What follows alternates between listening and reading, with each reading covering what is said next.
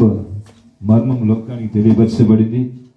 Christmas అంటే కొన్ని మందిలో అనుకుంటున్నారు ఇది ఒక మతాన్ని గురించిన పండగ, లేదు కొద్ది ప్రజల్ని గురించిన పండగ, లేదు ఇది ఒక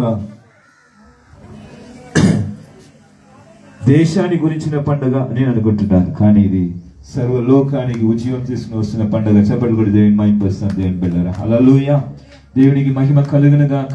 లోకమంతటికి దేవుడు ఎవరుని లోకమంతా తెలుసుకోవాలని, యేసుక్రీస్తు అందరికీ ప్రభుని ఈ లోకమంతటికి తెలియపరచాలని దేవాది దేవుడు 2000 సంవత్సరం ముందుగా ఈ లోకానికి దిగి వచ్చినాడు. హల్లెలూయా. చెప్పండి కూడా దేవుని మహిమపరుస్తాం. హల్లెలూయా హల్లెలూయా. Thank you Jesus. యెహోవా బైబిల్ చదవండి. వాక్యం చదువుతాం. ఈ రోజు కూడా దేవుడు ఇచ్చిన వర్తమానం లూకా సువార్త 2వ అధ్యాయం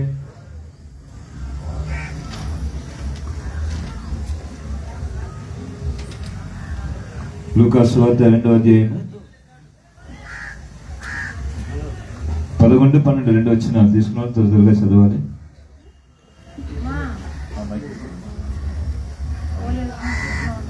హల్లెలూయా. Thank you.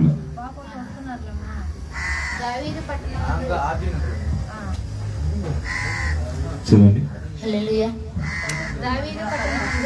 దావీదు పట్టణమందు నేడు రక్షకుడు పుట్టి ఉన్నాడు, నీ కొరకు పుట్టి ఉన్నాడు. ఈయన ప్రభువైన క్రీస్తు.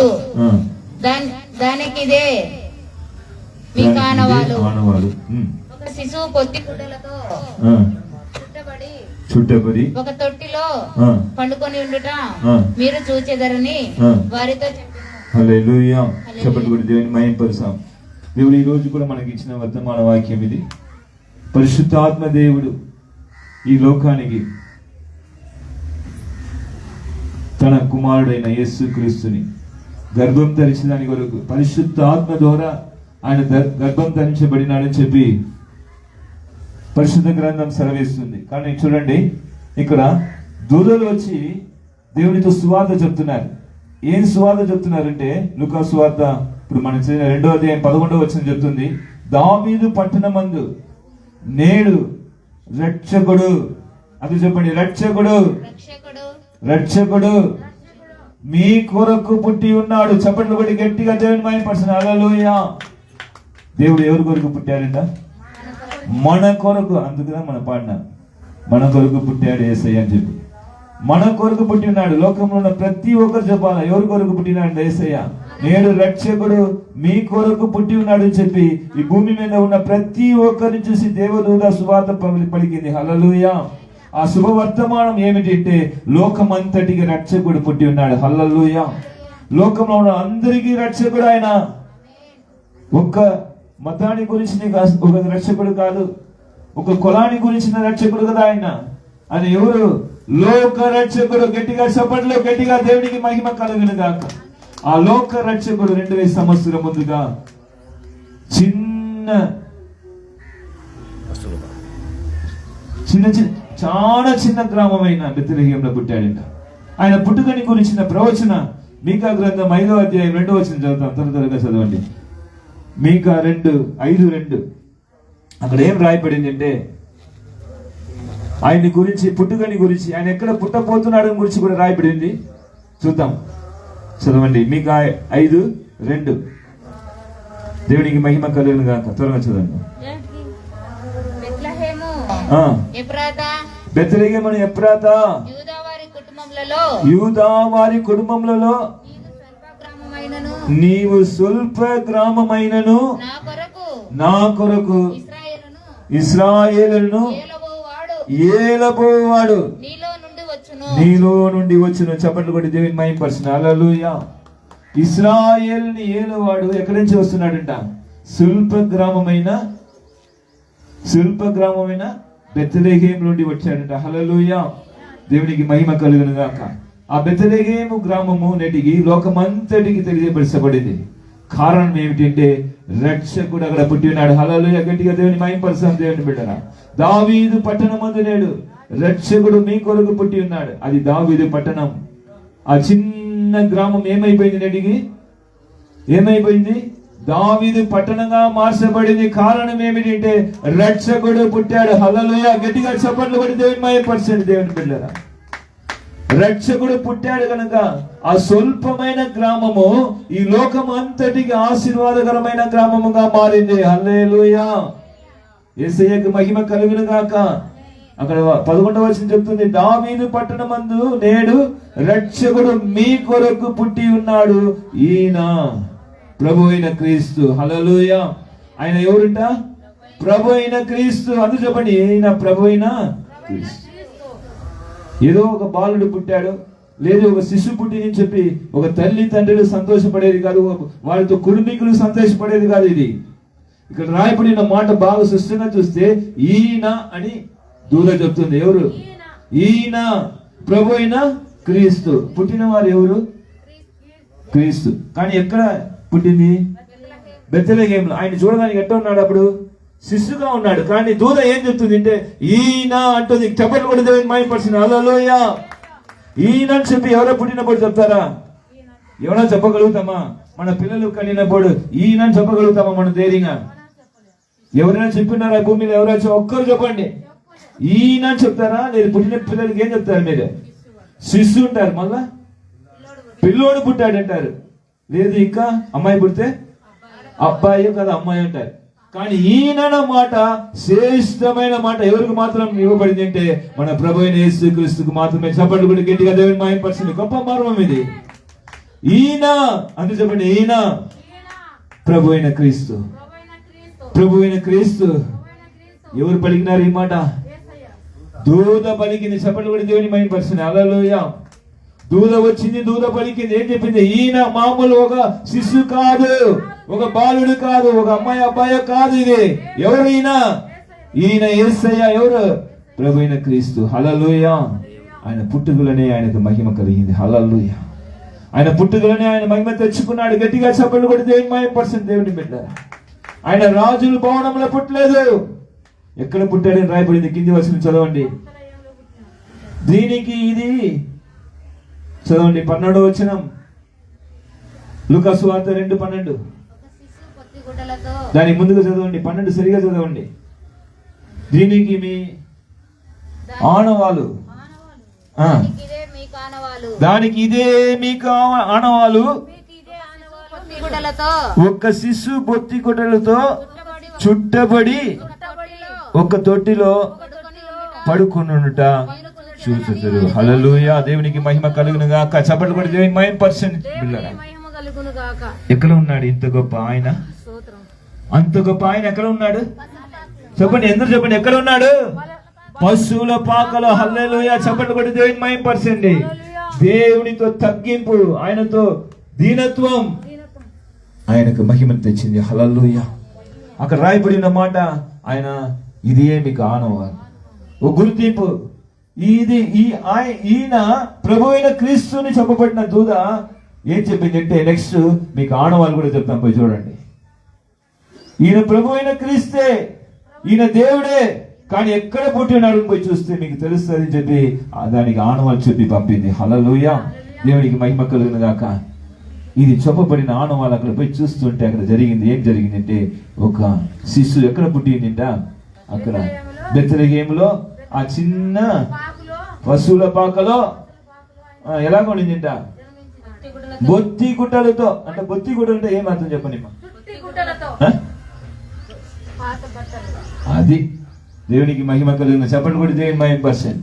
కొత్త బట్టలు కాదు, అక్కడ బొత్తి గుడ్డలతో. బొత్తి గుడ్డలతో అంటే చుట్టబడింది. కానీ అక్కడ వాళ్ళు వెళ్ళినప్పుడు అక్కడ వాళ్ళు మంచిగా ఒక బిడ్డని చుట్టడానికి కూడా మంచి వస్త్రం లేదు. ఆయన ఒక దీనుడుగా వచ్చి పుట్టాడు. హల్లెలూయా. చప్పట్లు కూడా దేవుని మహిమపరచండి. దేవుని బిడ్డలారా, ఎందుకు యేసయ్య ఇంత తగ్గించుకోవాలి? లోకమంతా సాతాను చేత హెచ్చించబడి వానితో మనసు కలిగి లోక పాపం విస్తరించిపోయి రక్షణ లేకుండా ఉన్న కాలంలో దేవుడు ఇలాగ తన్ను తాను తగ్గించుకున్నాడు. హల్లెలూయా. దేవుడు తగ్గించుకున్నాడు ఈ లోకానికి వరకు దిగి వచ్చి. ఆయన దేవుడే. ఫిలిప్పీయులకు రాసిన పత్రిక చెప్తుంది ఆయన దేవునికి సమానంగా ఉన్నవాడంట. దేవుని పోలికలో ఉన్నవాడు దేవుడే. కానీ మన కొరకు ఈ లోకానికి దిగి వచ్చినప్పుడు మనుష్య రూపిగా తన్ను తాను తగ్గించుకుని శిలువ మరణ పర్యంతం తను వ్యక్తినిగా చేసుకున్నాడు అని చెప్పి రాయబడి చప్పట్లు కొట్టి దేవుని మహిమపరచండి. హల్లెలూయా. ఈ క్రిస్మస్ మనకి ఏం నేర్పిస్తుంది? ఒకే ఒక సందేశం బాగా తెలుసుకోండి. మన జీవితంలో దేవుడు మనకు తగ్గింపు నేర్పించినాడు. హల్లెలూయా. ఎందుకంటే సాతాను ఈ లోకానికి పాపం తీసుకురావడానికి ఒకే కారణం ఏమిటంటే సాతాను పరలోకంలో దూతగా ఉన్నాడు. వాడు తను తాను హెచ్చించుకున్నాడు. నేను దేవుని కంటే పైన ఎత్తైన స్థలానికి వెళ్ళాలి, ఆ దేవుని పర్వతానికి వెళ్ళాలని వాడు ఆశపడినాడు కనుక అక్కడేంచి కింద తోయబడినాడు. వానికి వచ్చిన గర్వం, వానికి వచ్చిన అసూయ, వానికి వచ్చిన కిరియలు అంతని మానవుల లోపల పెట్టాడు. ఎప్పుడు మానవుడిలో దేవునికి లోపడకుండా ఆ అపవాదికి లోపడినాడో వానితో గుణాతిశయం అంతా మానవుడికి వచ్చి, దేవునితో గుణాతిశయం ఏమిటి? ఈ అంత్య దినంలో కూడా మనం చూస్తున్నాం. ఈ అంత్య దినంలో కూడా చూస్తున్నాము. దేవుడు ఆనాడు బెత్లెహేం గ్రామానికి దిగి వచ్చిన దేవుడు ఈ అంత్య దినంలో కూడా లోకమంతటికి మరలా సంఘంని సిద్ధపరిచి ఎవరు కూడా నరకానికి పోకుండా ఉండాలని బలిష్ఠుడైన దూతగా ప్రకటన గ్రంథం 10వ అధ్యాయంలో యేసయ్య దిగి వస్తున్నాడు. చెప్పండి కూడా దేవుని మహిమపరచండి. హల్లెలూయా. దేవునికి మహిమ కలుగును గాక. ప్రకటన గ్రంథం 10వ అధ్యాయం చూసుకుంటే మనం చూస్తాం. ఇప్పుడు యేసయ్య దిగి వచ్చిన విషయం చూసాం. ఇప్పుడు అంత్య దినంలో యేసయ్య దిగి వస్తున్నాడు. గమనించండి బాగా అందరూ, ఇది చాలా శ్రేష్టమైన వర్తమానం.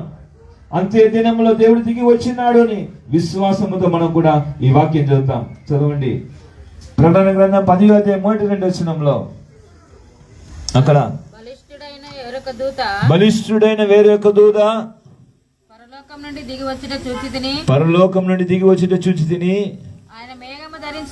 ఆయన మేఘము ధరించుకొని ఉండెను. ఆయన శిరస్సు మీద మేఘధనుసుండెను. ఆయన ముఖము సూర్య బింబం వలె, ఆయన పాదములు అగ్ని స్తంభం వలె ఉండెను. అతడు ఆయన చేతిలో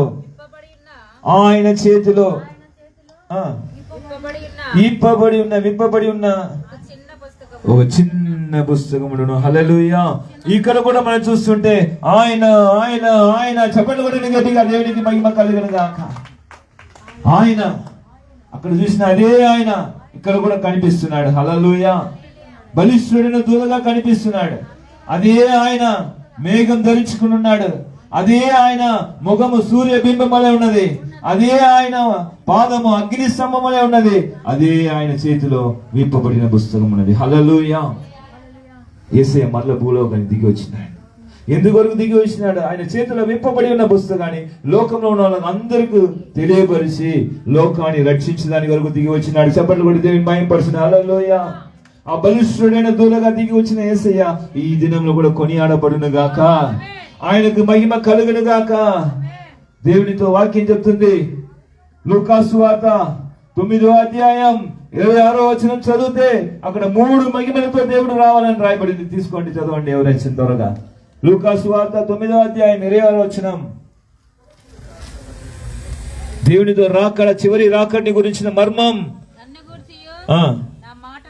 యేసయ్య చెప్తున్నాడు. నన్ను కూర్చియు నా మాటల గురించియు సిగ్గుపడేవాడు ఎవడో వాని గురించి మనుష్య కుమారుడు తనకును తన తండ్రికిని పరిశుద్ధ దూతలకును కలిగి ఉన్న మహిమతో వచ్చినప్పుడు సిగ్గుపడును. ఆయన 3 మహిమని గురించి మాట్లాడుతున్నాడు. మొదటిగా ఏం మహిమంట? తనకున్న మహిమ. రెండోది తండ్రికి ఉన్న మహిమ, పరిశుద్ధ దూతలతో మహిమ. మొదటి తనకున్న మహిమ ఏం తెలుసు కదా? ఆయన కుమారుడైన దేవుడు. చప్పట్లు కొట్టి దేవుని మహిమపరచండి. హల్లెలూయా.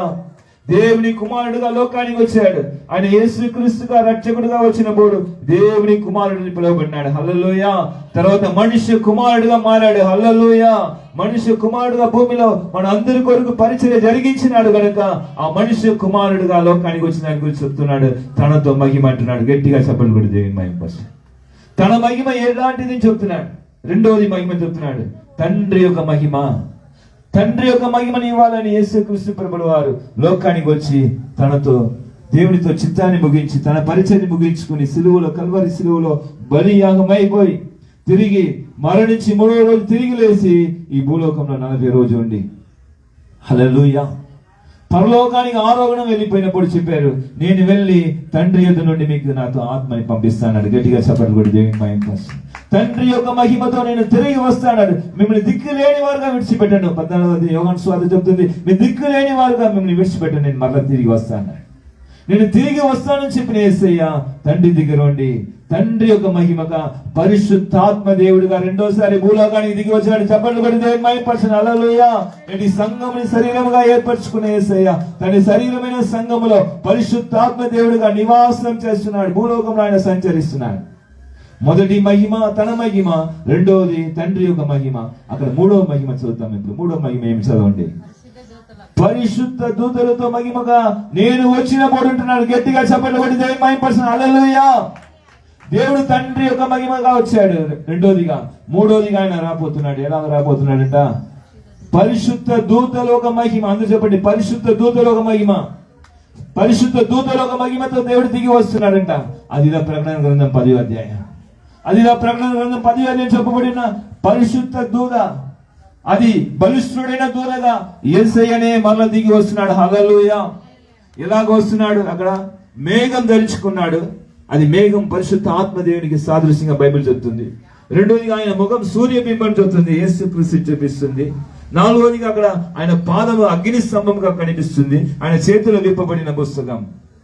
ఆయన పరిశుద్ధ ఆత్మదేవుడు గాను యేసుక్రీస్తు గాని లోకానికి దిగి వచ్చినాడు. చప్పట్లు కొట్టి దేవుని మహిమపరచండి. హల్లెలూయా. పరిశుద్ధాత్మ దేవుడిగా యేసయ్యగా దిగి వచ్చిన దాని గురించిన ప్రకటన గ్రంథం 10వ అధ్యాయం మర్మము ఈ లోకానికి పరిశుద్ధ పుస్తకంగా దేవుడు విడుదల చేసి ప్రతి సంఘానికి ఇవ్వబోతున్నాడు. దానిగా ఈ తల్లి గారు కూడా సాక్షి చెప్పారు. 7 సంఘానికి పరిశుద్ధ పుస్తకం రాసి ఇస్తున్నాడని. 7 సంఘానికి ఇవ్వబడిన పరిశుద్ధ పుస్తకం అంత్యకాల నిబంధన. గట్టిగా చప్పట్లు కొట్టి దేవుని మహిమపరచండి. మన చేతిలో ఉన్న ఈ గ్రంథము పరిశుద్ధ గ్రంథం. ఈ పరిశుద్ధ గ్రంథముని మనం తీసుకున్నప్పుడు దీనిలో ఏముంది? దీంట్లో 2 భాగాలు ఉన్నాయి. మొదటి భాగము పాత నిబంధన, రెండో భాగము కొత్త నిబంధన, మూడవ భాగం రాబోతుంది. చప్పట్లు కొట్టి దేవుని మహిమపరచండి. దాని పేరుదా పరిశుద్ధ పుస్తకం, అంత్యకాల నిబంధన. హల్లెలూయా. అంత్య నిబంధన లోకానికి దేవుడు తీసుకురాబోతున్నాడు. అది ప్రకటన గ్రంథం 10వ అధ్యాయం. ప్రకటన గ్రంథం 10వ అధ్యాయంలో బలిష్ఠుడైన దూత చేతిలో విప్పబడిన చిన్న పుస్తకముగా అంత్యకాల మర్మముతో ఈ లోకానికి ఒక గొప్ప సువార్త తీసుకుని వస్తుంది. అది అంత్య నిబంధనగా లోకం అంతటికి దేవుడు తెలియపరచబోతున్నాడు. దాని తర్వాత ఈ లోకంలో పాపం లేని ఒక లోకం దేవుడు సృష్టించబోతున్నాడు. హల్లెలూయా. పాపాన్ని తీసుకొచ్చిన సాతానుకు రాజ్యం ముగింపుకు రాబోతుంది. గట్టిగా చప్పట్లు కొట్టి దేవుని మహిమపరచండి. 2000 సంవత్సరం ముందుగా బాలుడుగా శిష్యుడిగా దిగి వచ్చిన యేసయ్యని గురించి మొదటిగా చూసాం. ఆయన దిగి వచ్చినప్పుడు లోకంలో ఉన్న అందరినీ రక్షించడానికి వరకు రక్షకుడు యేసుగా వచ్చాడు. చప్పట్లు కట్టి రెండో మహిమతో వచ్చాడు. పరిశుద్ధాత్మ దేవుడుగా సంఘం మీద దిగి వచ్చినాడు. హల్లెలూయా.